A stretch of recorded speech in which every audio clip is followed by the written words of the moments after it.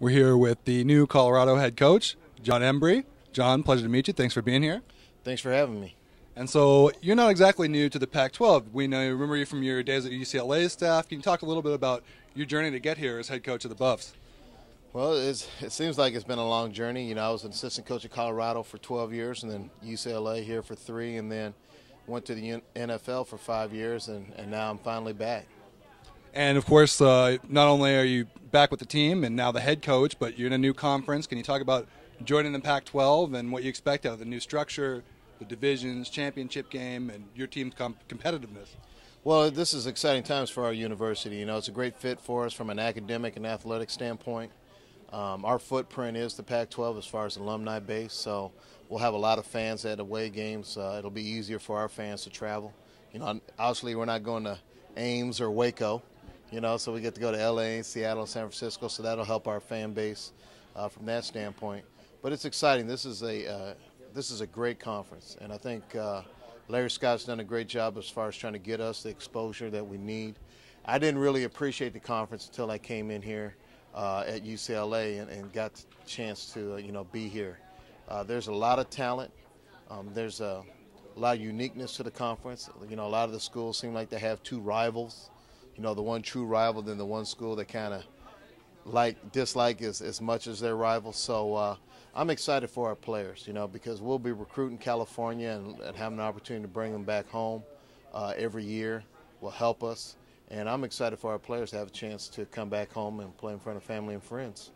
You talk about the talent in the conference. Of course, plenty of talent on your own roster, starting under center with Hansen. He is 100% healthy. And can you talk about your impressions of him early on? Yeah, Tyler's completely healthy. You know, he had the spleen issue, but he's completely healthy. He had a great spring. He has a good grasp of the offense. He did a very good job of protecting the football. I think he threw 2 interceptions all spring.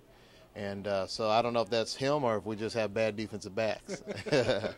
No, we're fine back there. No, but he did a good job of protecting the football and understanding some things situationally. So I'm excited for Tyler because he's been maligned a little bit, and I think he'll have a great year for us. And behind him, you've got a back that might have a little bit of a coming out party here in the Pac-12, and Stewart. Can you talk about what he has done in the offseason and early on here as you get into workouts? Well, Speedy's had a great offseason. He has an opportunity not only to have a coming out party, so to speak, in the conference, but be the all-time leading rusher and CU history. And he'll actually, if he attains it, he'll break Eric Bieniemy, his position coach's record. So I think that's a great situation for him. He's a very good player. He plays a lot like a guy his size that we had at UCLA, Maurice Jones-Drew. He runs the ball with an attitude like he has something to prove every time he touches the football. And from a coaching standpoint, you love that. And then defensively, you've got quite a few returners. Looking at some of the maybe elite teams in the conference and that they're leaning on some young guys, what kind of advantage do you think it gives you to have some experience there?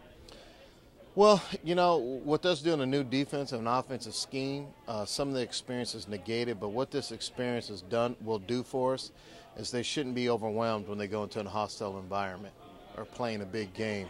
You know, I think as a coach, that's what you worry about the most is you go into a big game and you have a bunch of kids who've never been in one, right? And you don't know how they're going to react. So at least this group has been in some big games and been in, in a hostile environment, so that'll be the biggest positive. And then you talked about restructuring your staff and maybe your attack.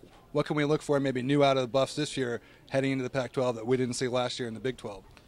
Well, I hope you see a team that's physical, you know, and a team that runs the ball and does well against stopping the run, and see a team when you see them play look like they're having fun and a little bit of excitement. That's what I hope you see when you look at us.